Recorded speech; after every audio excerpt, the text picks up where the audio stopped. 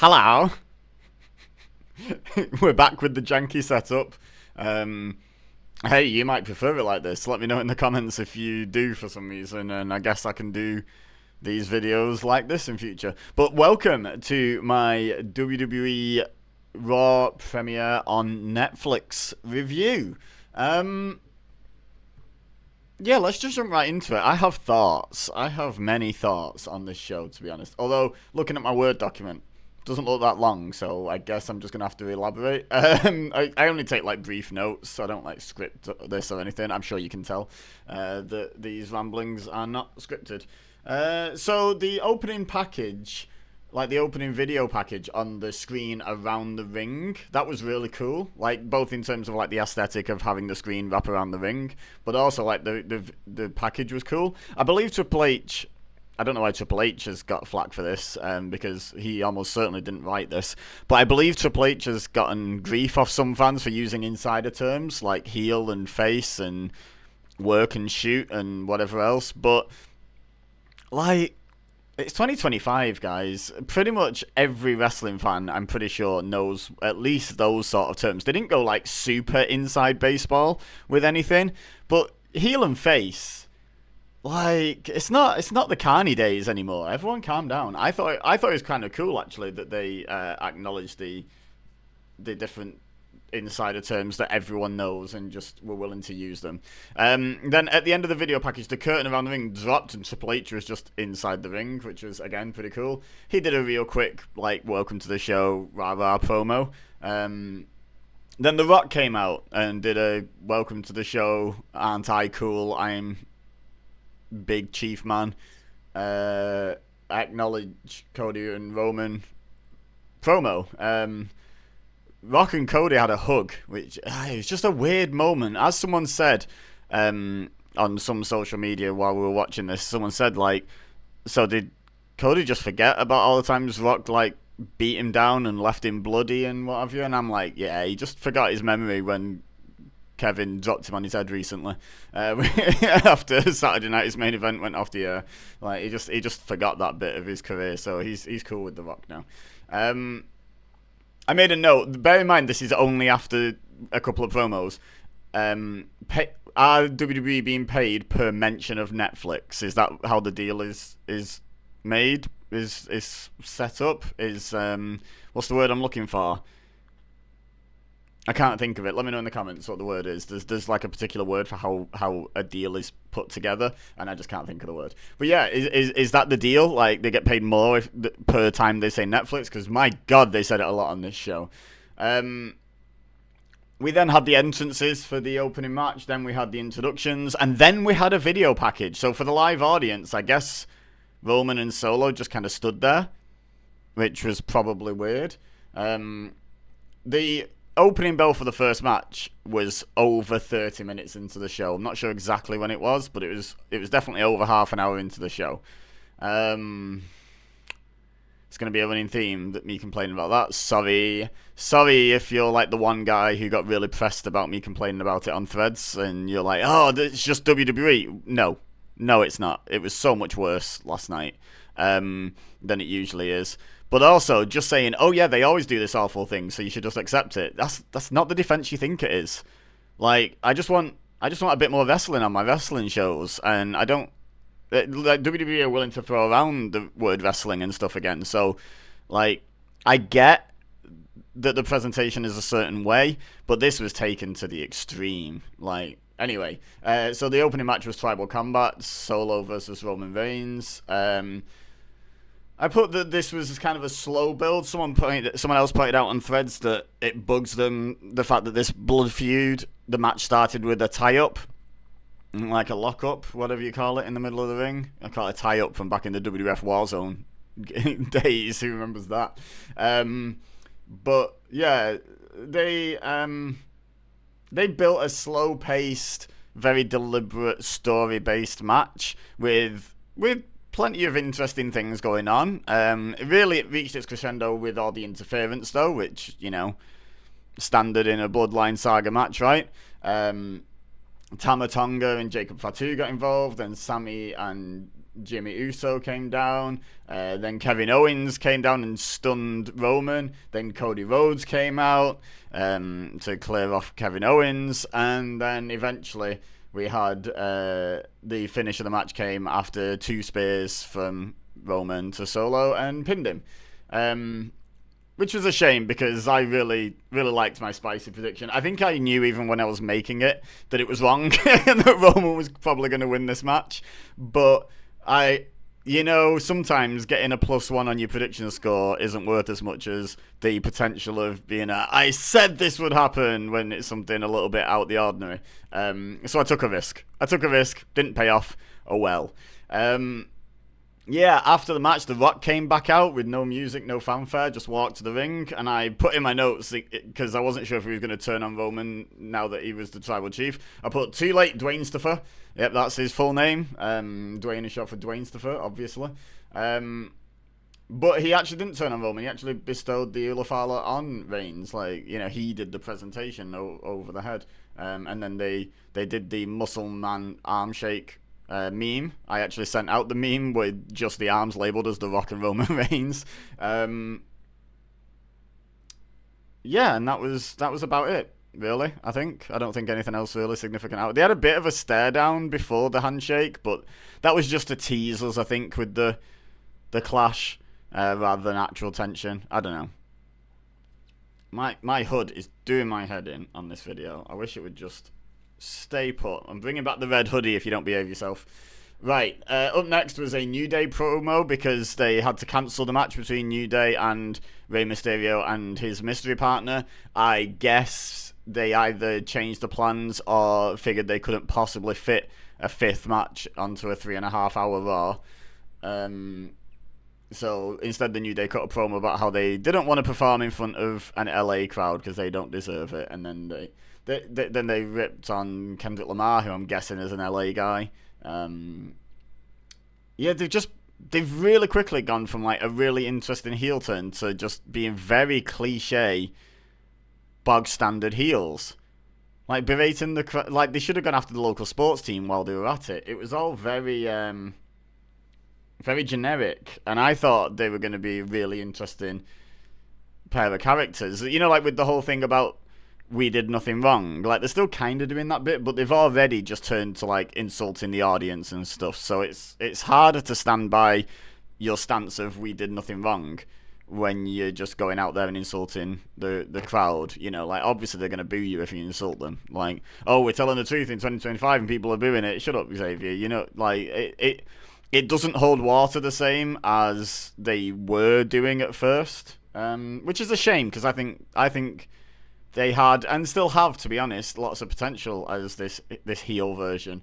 But it needs to go back to how it was immediately during and after the turn on Big E, in my opinion. I had another Penta, I'm just going to call him Penta because I don't know how they're going to present him in WWE, but another reveal video with his name this time. I think this is the first time they've actually put his name on the screen. So I'm sort of excited. I'm growing to be of the opinion, because I like WWE, I like AEW, I have been known to like New Japan, and so far this year I've enjoyed New Japan again, which is good. But what I'm saying is I like a variety of wrestling, and I'm growing to be of the opinion that certain people are more suited in certain places than others. And I really think Penta is better suited in AEW or New Japan, like a wrestling-centric company, than a WWE. Maybe he'll prove me wrong, but I don't know. I feel like he's going to get lost in the shuffle pretty quickly. Like, and that'll be a real shame, because I'm not saying that as anything against Penta. I think Penta's great. I love Penta. Yeah, I just don't know if this is the right move for him, but it's his move, not mine. So hopefully it works out. Hopefully I'm proven wrong. In my notes, I've just put random guff. There was people in the crowd, including Ashton Kutcher. I don't know why Michael Cole can't say Kutcher. But he called him Ashton Kutcher. Like it was some... You know when a white guy reads like a slightly exotic name and sort of squints at it and is like, Kutcher? he sort of said it like that, and it's like it's just Ashton Kutcher. Like it's a very well known and very straightforward name, but whatever. So yeah, he was in the crowd. I don't remember who else. I only made a note of that one because of the funny way Michael Cole said it. But yeah, just the theme of this show was there was a lot of guff. There was a lot of filler nonsense in between bits of wrestling. And you know what? I don't have anything against like the promos, as like the Cena promo that was next. Fine with that. Like, I'm fine with your weekly wrestling television having promos. It doesn't have to look like a New Japan pay-per-view. You know, it doesn't have to look like Wrestle Kingdom, just back to back to back to back to back banger matches. It doesn't. I'm not expecting that. When you make this complaint about WWE, the defenders come out and sort of act like that's what you're saying, but it's not what I'm saying. What I'm saying is that, well, you know what? I'll come back to this point when we start the Liv versus Rhea match. How's that? We'll cover the Cena promo first, in which he basically did the whole "I'm never going to win my 17th world title," and then without literally anyone saying anything, including the audience, except a bit of booing, I guess, Cena completely changed his mind and declared for the Royal Rumble and said, "I'm going to win the Royal Rumble and win my 17th world title at WrestleMania." Which, by the way, I predicted that Cena's appearance would involve him declaring for the Royal Rumble, so I'm counting that in my predictions tally. 1 from 2, baby! I predicted 6 things on this show, 4 matches and 2 other advertised appearances, so I'm counting it. I'm counting it. Speaking of the advertised appearances, up next was a Logan Paul video package in which he declared he's now full-time. Does that mean he's going to be on the show weekly? Because as much as I don't like Logan Paul the person, like everything I've seen about him, every controversy he's got into, every scam he seems to have taken part in, just everything I know about the person, I don't like. However, I think it's undeniable that he is a very entertaining WWE superstar. I was going to say wrestler. Some people might object to that. Some people have complaints about like his selling and stuff like that, and that's fine. But I would say he's certainly, for someone who's had 15 matches ever, way better than he should be. Like, not even way better than he should be at 15 matches. He's just good. Like, so if we see an awful lot of Logan Paul just being his true self and being obnoxious on the microphone, I get it's good heel work, but I'm not really interested in that. If we get more Logan Paul matches, especially put him up against, like, he's on Raw, the LWO, and stuff like that, let him do some sort of mad matches that are just sort of like spot fests. Just it's fun to watch. Just throw that in the middle of some episodes of Raw, and I think that could be a good use for him. Like, put him into a program as well. He is good at playing his character because it's just him, so of course he's good at playing an obnoxious, like, I can't think of a nice word that I want to say on YouTube, but an obnoxious. He's good at playing an obnoxious because he is an obnoxious. But I don't want it to just be week after week, promo after promo. Like, I put him in the ring. He's quite good at that. No interaction with Gunther, so my prediction for that one didn't come through. And then he appeared in the crowd, and still no interaction with Gunther. So 1 from 3 on predictions. I still predict that's where they're going because of what they did on the announced show, but they didn't do anything on this show. By the way, they didn't feature Gunther.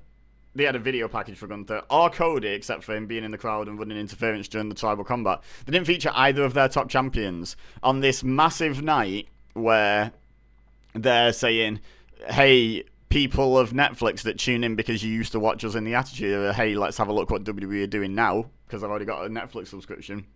We're not going to show you either of our top champions. Like, I get they were showcasing, like, the story element of what they do, but I feel like a title match could have probably replaced Drew versus Jay on this show. Like, you know what? Doesn't even need to replace it. You could have just had 2 extra matches on this show, and it still wouldn't have been exactly chock-a-block full of matches. Anyway, speaking of matches, Women's World Heavyweight Championship next. Liv defending against Rhea. This match, the opening bell, was after 90 minutes. The first match was maybe 20-something minutes long. It's not like it was an hour-long Iron Man match or something. So in the first 90 minutes, we had about 20 to 25 minutes of wrestling. And then this match went about 15. Like, So in the opening, what's that, 105 minutes, we had like 35, 40 minutes of wrestling. It's just, it's too far. It's too much of the random guff. Like, I get they want to space things out, they want to pace the show, I get they want to do the promotional stuff. I get also that Netflix has a tier with adverts, so they probably have to arrange the show around ad breaks for some of Netflix's subscribers. I get all of that, but that's not an excuse for those sort of numbers. Like, the opening bell for match number 2 being 90 minutes into the show. It's ridiculous. Like, yeah, they had adverts and they had the John Cena promo was an important part of his retirement year and therefore an important part of the show, and maybe the Logan Paul video package, maybe even the New Day promo, although they could have just had a match.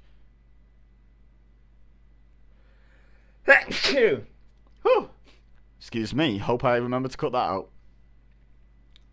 What was I saying?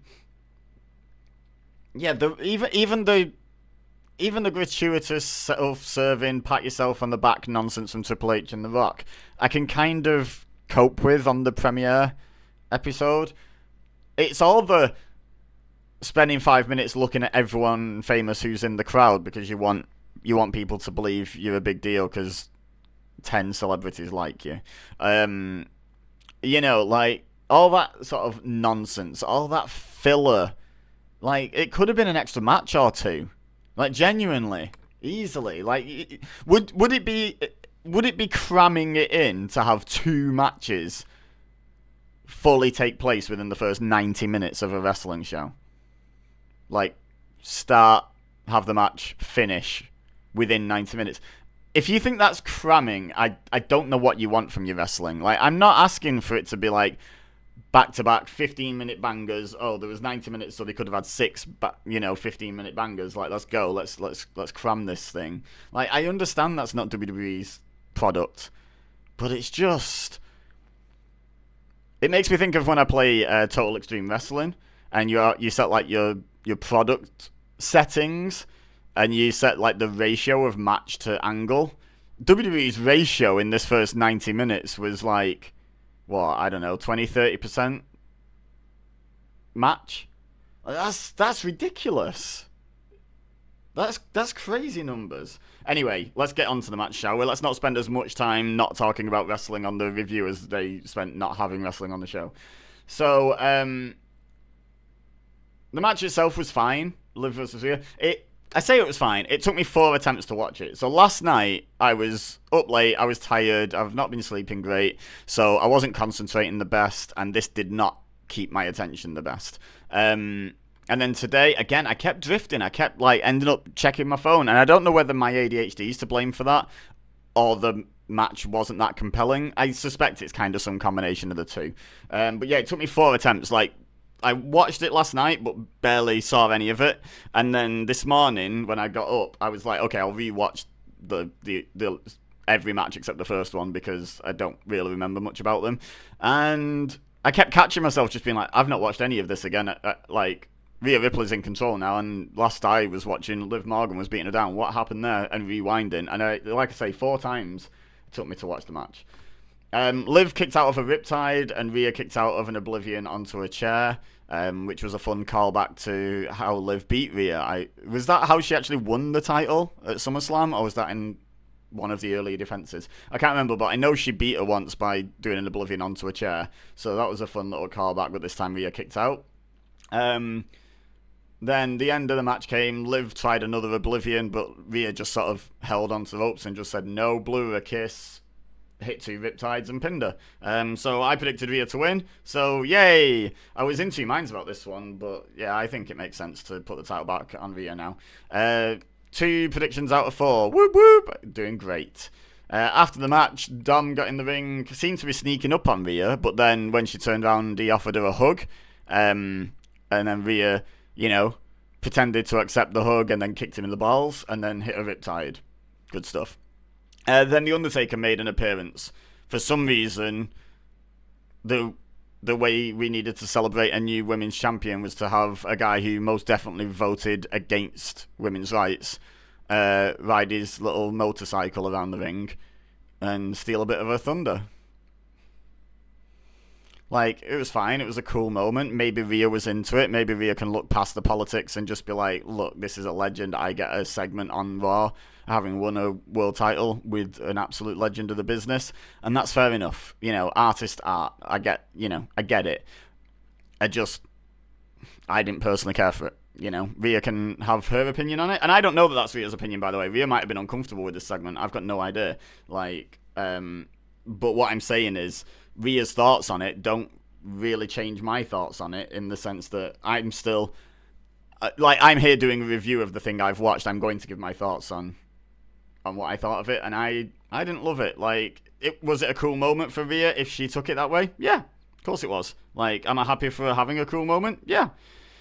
Could she have had a cool moment with bisexual Undertaker instead of MAGA Undertaker? Yeah. Could have just had Damian Priest come out and congratulate her. Yeah, sure, it's not as big a, ooh, wow, Undertaker moment, but would have been cooler, in my opinion, to have her actual friend come out and congratulate her. Whatever, moving on. Right, we got more guff. I made a couple of notes. Purple hair Bayley. I swear her hair wasn't that purple. Purple bias. Also Bayley bias. Love me some Bayley. In every way you can take that, by the way. As a wrestler, as a person, from what I've heard, as a person in the sense of as a human, but also as a person to look at. Everything about Bayley is welcome on my TV screen. And with purple hair, even more so. Ivy Nile in a suit, she needs to stop that. Who told Ivy Nile she's allowed to serve like that? Like, seriously. Yeah. It's a couple of times now she's worn like a suit type look, and whew, okay. Chad Gable was in that segment, obviously with Suited Ivy. I eventually noticed Chad Gable was there. He wants a match with the Luchador, because apparently people have been saying he struggles fighting Luchadors. I don't actually recall the last time I saw Chad fight a Luchador, but I guess I'll take Chad's word for it. And Adam Pearce is like, yeah, I know just the guy. And it's like, okay, we all know you mean Penta. Which, I think Penta was originally intended to be Ray's partner against the New Day, so I don't know if the reason they changed that was they just simply couldn't fit that match in with all the nonsense they wanted on this show, so they pushed it back a week and changed it completely to be Chad Gable being his debut opponent, or whether there was some issue with Penta's contract, or, you know, something where it's had to be pushed back a week, or another option is you've just turned New Day heel and want to make a big deal out of them, and you're about to debut Penta and presumably want to make a big deal out of him. Who loses that match? So maybe they just cancelled it because they realised that was a dumb idea. We just booked ourselves into a corner on this guy's debut. Whereas against Chad Gable, I think everyone realises that Penta's just going to win, right? So, you know, that's fine. Do I think they dropped the ball with Chad Gable considering where he was early last year chasing the IC title? Sure. But is there any doubt that Penta's going to win his debut match next week? No. And that's fine. Bunch more guff. Something with The Miz and Karrion Kross about not wanting to fight the Wyatts or something. I don't know. Next match was Jey Uso versus Drew McIntyre. Travis Scott came out first with some belt. When commentary talked about it, it had the Hardcore Champion on it for some reason, even though it was, I think, like a Universal title. I don't know, don't care. Like, he was showing off the belt like he'd won it, though. Like, I don't know. Anyway, right, during Jay's entrance, Michael Cole and Pat McAfee were having a blast. They were both on the announce table doing the way thing. And Michael Cole, bearing in mind, I just did it as a way thing. Michael Cole has less rhythm than that. It was very funny watching that.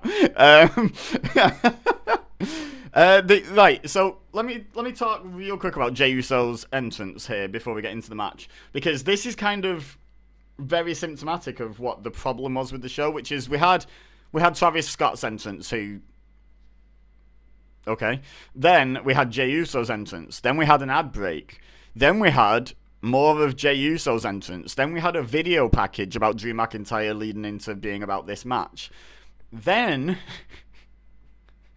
we had something else. I don't remember. I posted it on social media at the time.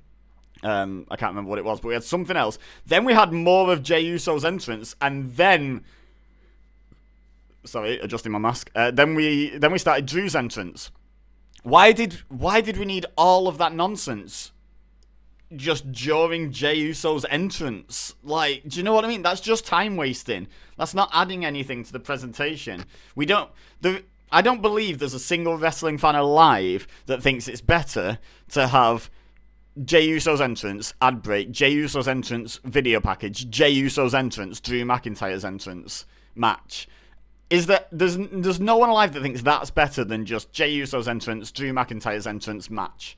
Like, video package, great. Do it before the entrances, like you always did on pay-per-views and PLEs.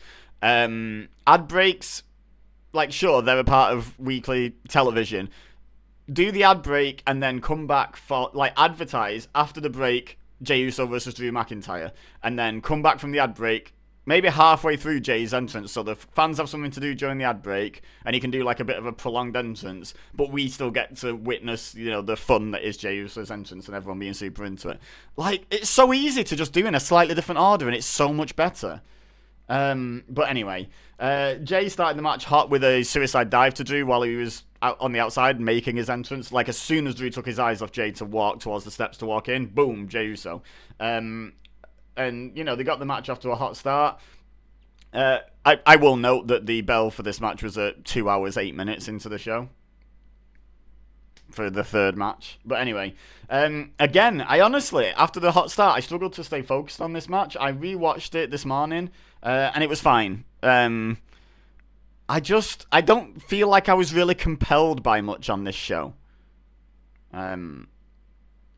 The finish came, Drew went for a Claymore. Jey had already kicked out of a Claymore, I believe. Drew went for another one, and Jey just kind of dropped down, and as Drew flew over him and landed on his bum, Jey kind of grabbed him in like a crucifix and rolled him over into a pin and got the 3.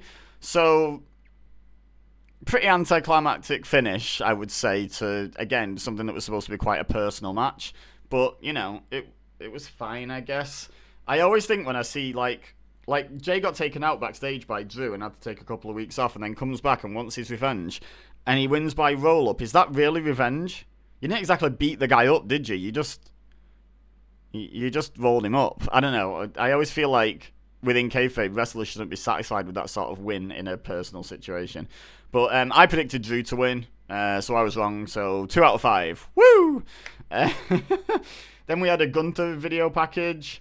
Some more New Day guff. This was the bit with Fluffy. I've forgotten his real name. The comedian. I was like, I won't write it down because I'm not going to forget that guy's name. And now I've forgotten his name. So, my bad. But yeah, he's a comedian. He's got a Netflix special coming up, so they were doing a bit of cross-promote. Then they had an interview with Rhea Ripley and Damian Priest, talking about Rhea winning the title and Priest having a street fight with Finn Balor next week. Why is my hoodie being such a pain? Ugh. Rage. And then just some more general guff. Then we had the best segment of the night. Because we had Hulk Hogan, guys! Hearing 17,000 people boo Hulk Hogan out of the building as he tries to promote his stupid beer was honestly the highlight of the night for me. Like, beautiful. Love it. I just hope WWE get the message. But no, we don't want racist old man being the face of anything to do with WWE. Just, why does he need to be involved? Like, in the show, what value does Hulk Hogan add in 2025? Because here's the thing, at least half the people. I mean, first of all, they did this in LA, big mistake. California, like the most left-wing state in America, and you bring out racist MAGA Hogan, like, just dumb. But second, like, at least half the fans who even know who Hulk Hogan really is, like obviously everyone knows who Hulk Hogan is, but you know what I mean, to any sort of significant, like, oh, I actually watched this man when he was actually wrestling. At least half of them hate him, and that key demo that you love so much, like those 18 to 30-year-olds. Well, I'm 36. And I came into watching wrestling in 96, 97. And Hogan was out of wrestling, at least in WWE sphere, in like 2002, 3. So that's 6 years. So if you're 30, you're 6 years younger than me. Unless you were a big TNA fan when you were a kid, you literally have never watched Hogan wrestle. And if you were a big TNA fan, you still haven't watched Hogan wrestle, because as bad as Hogan always was, he was significantly worse in his few matches in TNA. So your key demo cares not one jot about Hulk Hogan. And the rest of the people that watch your show that are older than your key demo, like I say, at least half of them hate him. So what value is he adding?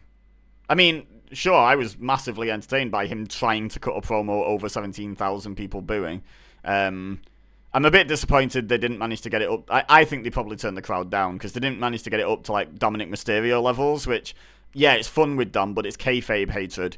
No, turn up the real hatred. Like, make it so you literally can't hear him. Like, come on, LA. Pick your game up. Those are rookie numbers in this bracket. But yeah, that was fun. I enjoyed it. Then there was probably some more guff. I just put more guff. I don't know what it was. I stopped taking notes on the nonsense. And then we finally got to our fourth match.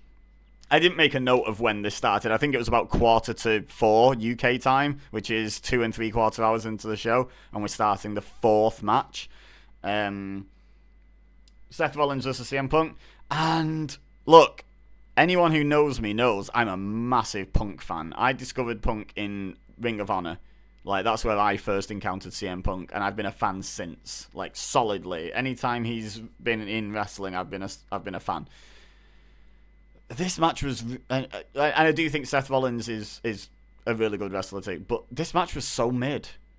There was nothing bad on this show, wrestling-wise. There was just, I don't think, anything outstanding either. The best match by some distance, I think, was the Tribal Combat.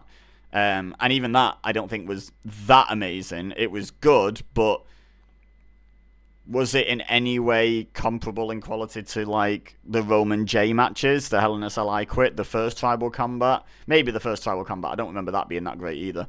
But, like, you know, the Solo and Roman versus the Usos tag match, the